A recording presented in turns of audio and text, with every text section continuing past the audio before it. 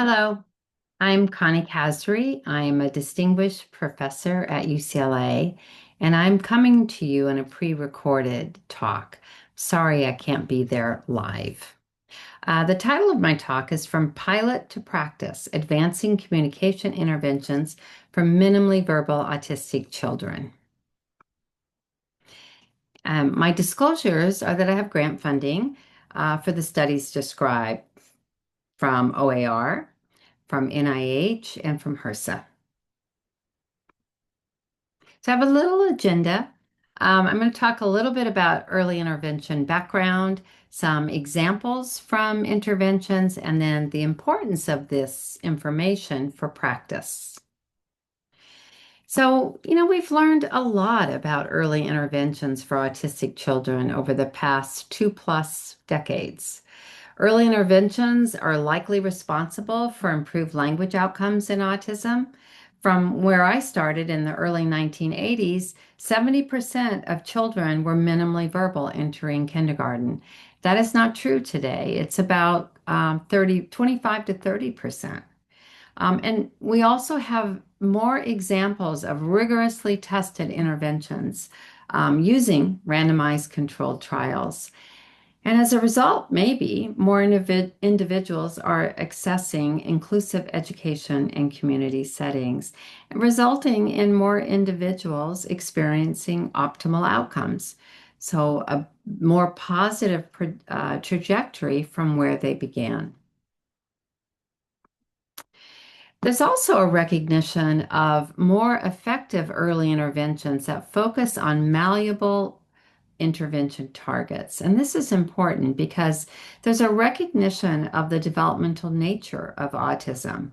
And there are specific targets that can change with development and context, but nearly all children with autism require intervention on these targets. So being able to engage with family members or peers, being able to imitate another person, having some social communication skills like joint attention and requesting, and then being able to engage in play both independently but also with others.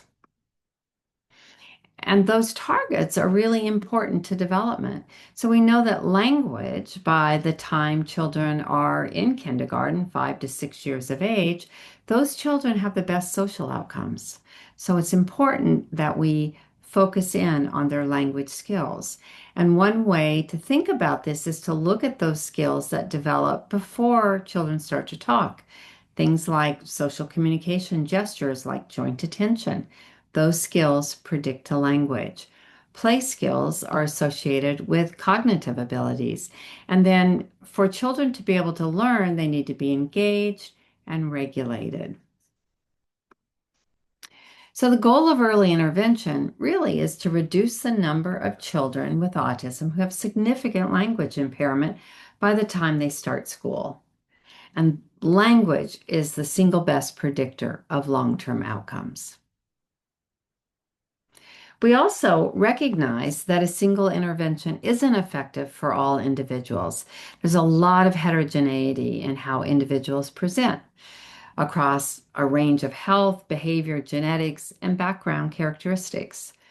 There's also heterogeneity in response to interventions, including just in the moment changes day to day in health and behavior. We also know what we don't know. So we still are not that confident in being able to reliably recommend the best intervention for a particular child. So sort of knowing for whom this intervention is most appropriate. And then we also are not so clear on how an intervention provides benefit. What are those active ingredients, those important components that actually make the intervention work for that particular child? So I want to talk a little bit about what some of these challenges are that might trigger intervention. So I have a couple of very brief videos. The first one is a neurotypically developing 18-month-old, and he is interacting with somebody he doesn't know and she doesn't know him. So a tester who is doing an assessment, And in this case, it's the early social communication scales because we want to know how is it that children are communicating with another person. So let's watch. Charlie, Charlie! It's a cow. Monkey. It's a monkey. Play. Oh, and the parrot? Pig. Parrot.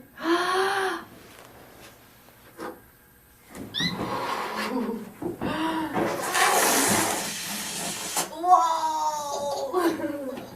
Charlie, Charlie! It's a crab. Right? Such exuberance. So he's trying very hard to communicate with her through gestures and even through words, and to engage with her. And he's responding to her. He's also initiating to her. It's really quite amazing what a child at this age just typically will do. So here's an example of the same tester with the same assessment with a child who was later diagnosed with autism. Great mouse, I got you. Cooper, Cooper. It's a pig. I know, you see all those toys. Cooper, Cooper. It's a shark. Got you, got you. Right? So he's just not as engaged, not as interested. The interaction itself looks different and feels different. And those kinds of behaviors have implications for how children interact with others. So in a couple of videos here, I can show you how children there's a lot of variability. So in the first one, the little boy has had about a year of ABA, 20 hours a week of kind of traditional applied behavior analysis, and he still has 0 words. He's just turning 3. And we are starting with him with his first session of an intervention that I'll talk about a little bit later. On bus. On the bus. On the bus.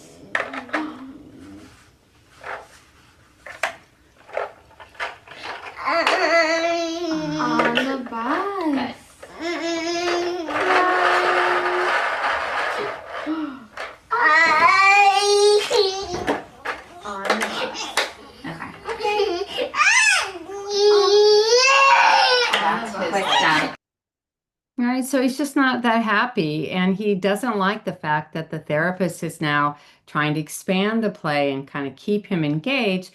I think from his perspective, he's thinking, I finished that toy. I'm ready to move on. I don't find this that enjoyable. And it makes sense given the kind of approach that he's had for about a year. The second little boy is 2.5, and he's interacting with his dad before starting an intervention study. And you'll notice the dad is very sweet and very responsive, but neither the father or the child have great strategies for getting the child engaged in the play. Austin's turn.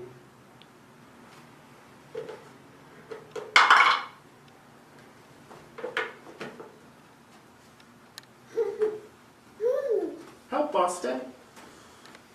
Help.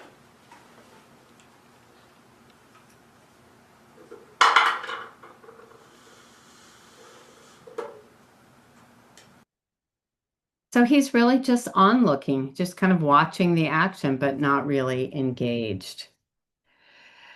Okay, so interventions are important for most children identified with autism when it's identified early.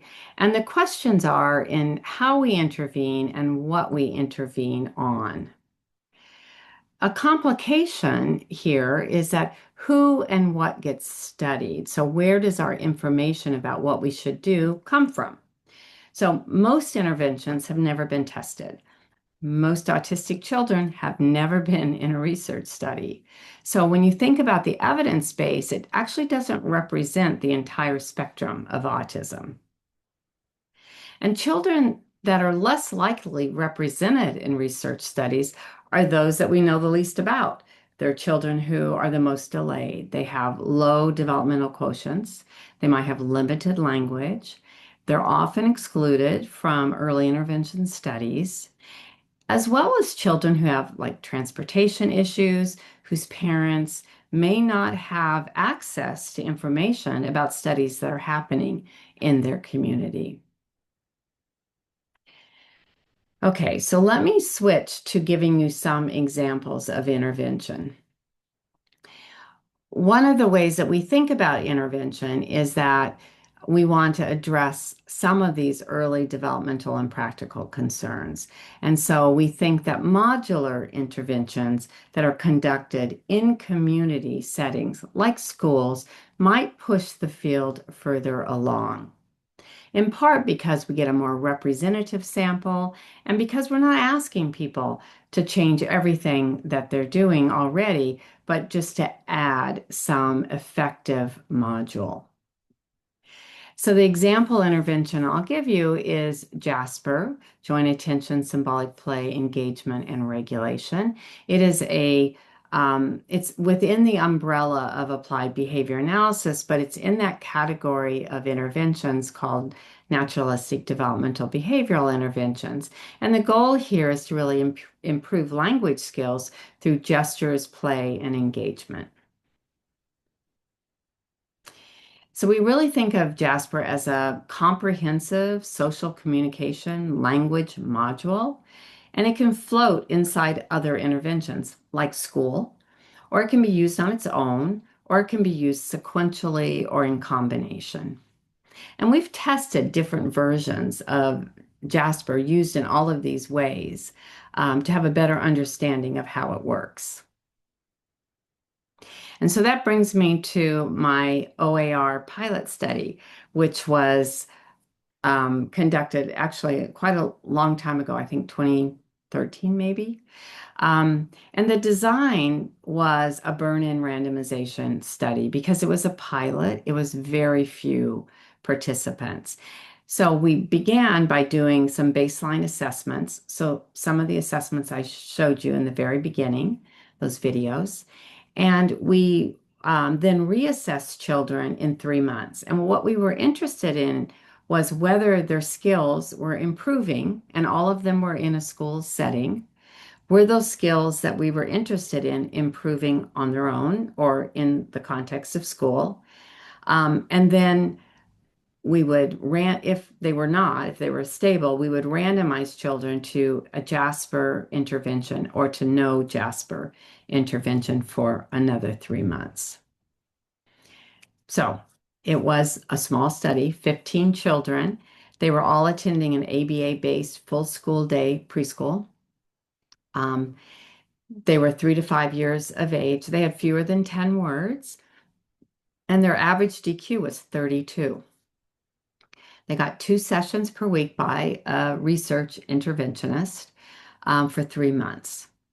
And what we were looking for in change was on these measures, the early social communication scales, the structure play assessment, and then observations of the child in their classroom by blinded observers and blinded testers. And so we were interested in whether or not we were changing anything about their ability to communicate and whether that was translating to the classroom. So in that baseline burn-in phase, we saw no change in child skills in play, joint attention, engagement. And then after the intervention phase, we found that observers noticed that in the classroom, children in the Jasper group showed less solitary play. So they were more engaged in sort of parallel aware or parallel play with their peers. They also showed more requesting gestures. And then on an independent assessment, the Jasper group showed more spontaneous play behavior. So what we learned was that children could make progress with just a brief intervention. And that targeted intervention really generalized to a real world context in terms of their classroom. But other questions arose from these results. So we were wondering whether children would respond differentially to two different interventions. And so we have carried out a number of interventions now on this population, the subpopulation of children with autism that are minimally verbal. And we've published four, and I'm going to talk about two more. So the first one is also with preschool age children, 3 and 4 year olds with very few words. They only had single words. This was a study across 3 sites, so 164 children. And we compared children who got Jasper to children who got a more traditional ABA approach called discrete trial training. And my partners in this study were Tristram Smith at Rochester and Becky Landa in Baltimore. So it was a comparative efficacy study. We had 164 3 and 4 year olds. Their average DQ on the Mullen was 45. And the majority of children were minority children because we made an effort to be in Title I schools or urban schools. So most of the children were non-white. The interventions were delivered in school settings by research staff. And while our inclusion criteria were fewer than 30 words, single words at baseline across multiple measures, the average was about 17 words. So what we found after 6 months of intervention every day in school for about an hour was that both groups made significant language gains on standardized language tests. So over 6 months of intervention, children made on average 6 months gain on the Mullen. And interestingly, 45%, so just under half of the children moved to word combinations or phrase speech at exit. So that was our goal. Our goal was to avoid this label of minimally verbal or even profound autism, which would come later at age 8. But by the time they entered kindergarten, we wanted to be sure that they weren't considered to be minimally verbal, but were actually in phrase speech. So I know this is controversial, but there is a new definition of children who are at age 8, have under 50 IQ, poor adaptive skills. They're often minimally verbal or non-speaking, and they've been labeled as a high likelihood of, or actually, they've been labeled as profound autism. And so we're interested in this group of children and whether or not we can predict who's going to do sort of poorly in terms of language gains over time. So when we look at the children that I just talked about and others from other studies, we're interested in those children who at age 3, 4, 5, 6, and 7 start out with developmental quotients well below 50, and whether we can predict from those early ages to profound autism at age 8. And what we find is that pretty much that is true, that these ranges in the 30s or 20s, as you see here, that will predict profound autism by age 8. And that if you have a DQ above 50, that you're not profound at age 8. But it's not so fixed. So actually, of this children, of 246 children, yes, 53% of the sample fit that criteria of profound autism at age 8. And it's really pronounced by age 4. But 47% of the children did not meet those criteria for profound autism. And you can see that, in fact, 25% of those children had DQs below 50 at age 4. So that gives us hope that that DQ alone, or language level, in combination with language level, does not predict outcome, that we can make a difference here if we can provide effective interventions. So I think that's a takeaway from these early preschool studies on pretty limited language, very developmentally delayed children. Um, DQ does predict profound autism, and especially by age 4, but that alone is not going to be, definite. Um, that early intervention at age 3 may be actually very critical for children with DQs below 50. So trying to move children very early on out of, trying to increase their developmental abilities early on between 3 and 4. And then understanding those 25% who moved off that trajectory is really important. So if we can understand who those children are, and then also increase the potential of others. And I think that's a real critical area for future research. All right. So we've also been really interested in children who by kindergarten still haven't mastered phrase speech. So they're still minimally verbal, typically defined as fewer than 20 words by the time they enter kindergarten. But we know, as I've just talked about, there's a lot of heterogeneity in response to interventions. So we need to think differently about how we do research with these children. I think we need methodologies that can personalize, tailor, and target these interventions so that we can figure out for whom the intervention works and why.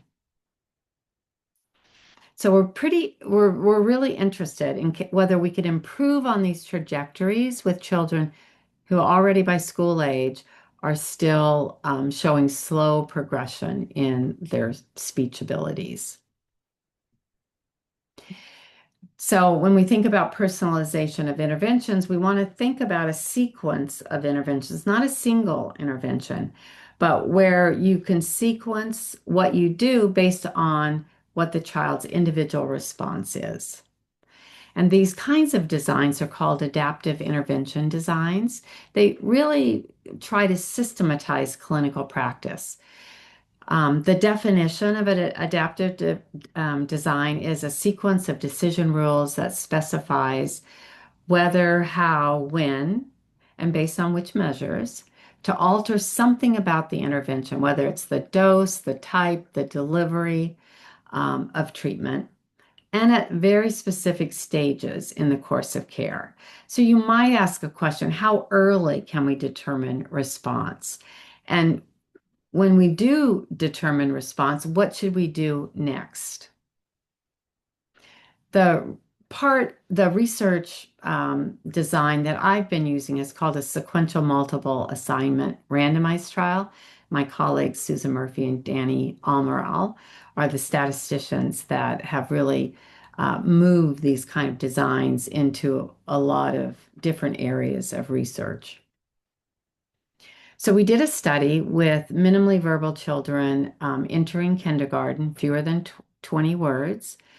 They were age 5 to 8 because that was viewed as the window at which we could make the largest impact.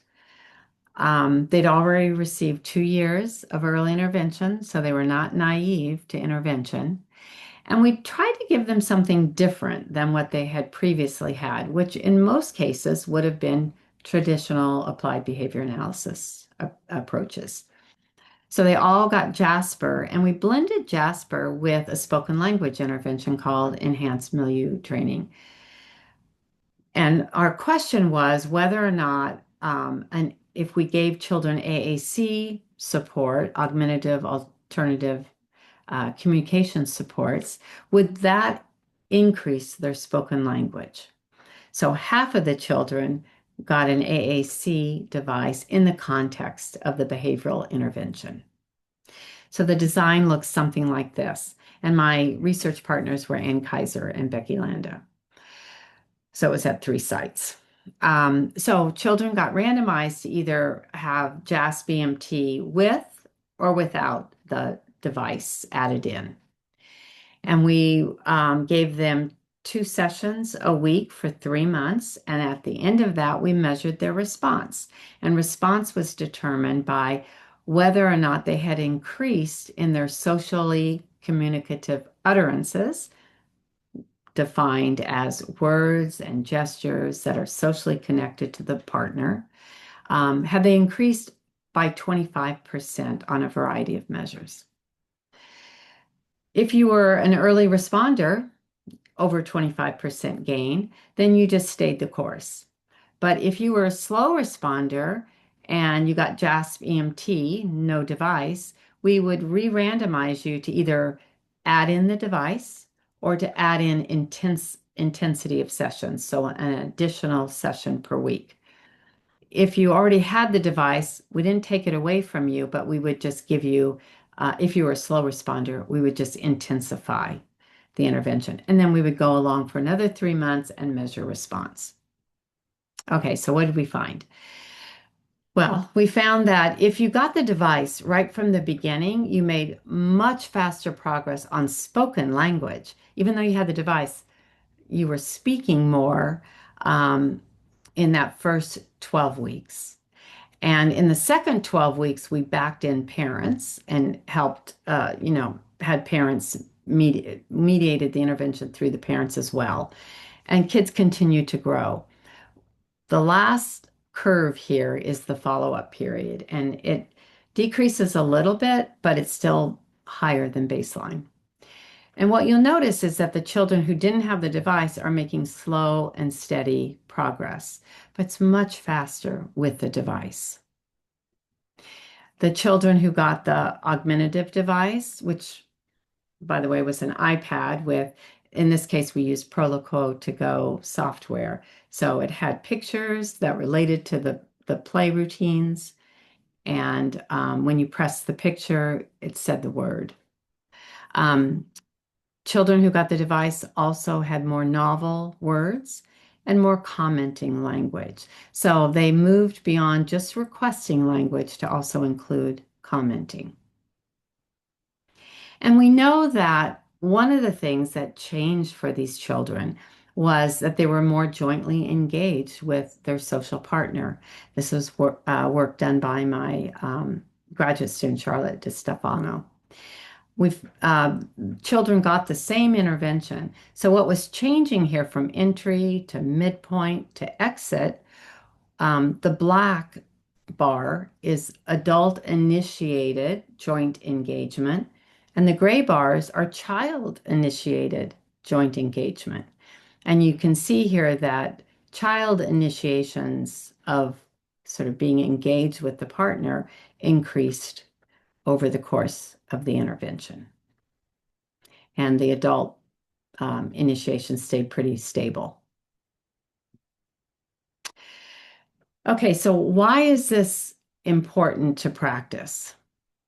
So one of the things that we've learned is the benefit of an augmentative device for school-aged children. It doesn't inhibit their ability to speak. It actually facilitates their ability to speak if they're going to speak. But now we regularly add it into intervention with younger children as well. So if the child has limited language, no words, and has interest in the device, it can also benefit them. So the little boy that we saw in the beginning that didn't like to play, so that was day 1. Day 2, literally the next day, we changed up the toys that we were using, and we brought in an iPad with Proloquo that had icons related to his activity. And so you'll see him with his therapist. People. People. On. People on ramp. People. On. People on ramp.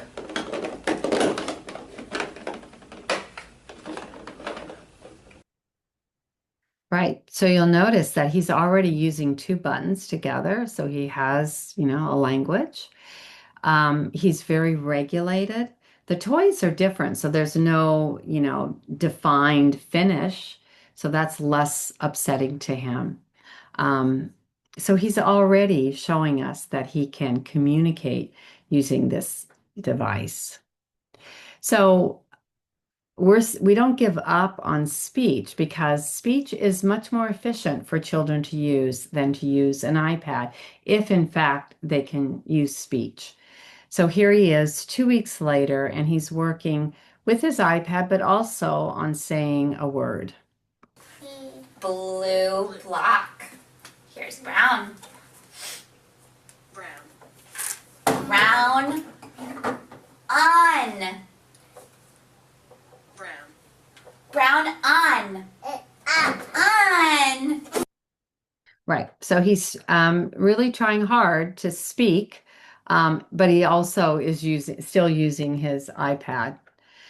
And for about the next 3 years, he continued to use the iPad, and he had many, many pages.